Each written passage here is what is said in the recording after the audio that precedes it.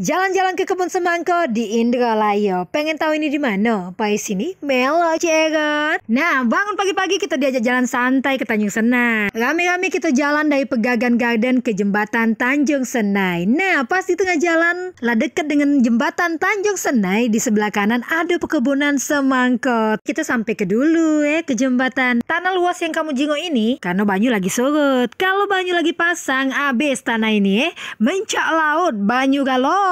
Sampai jalan-jalan ini lagi naik banyunya Habis dari jembatan Cierot ke kebun semangka. Ini kebunnya Masya Allah luas nian. Ada semangka kuning, ada semangka hijau. Cierot pengen beli, tapi yang nyago lagi dak kate. Uji kabar kalau kita beli di sini 4.000 sekilo.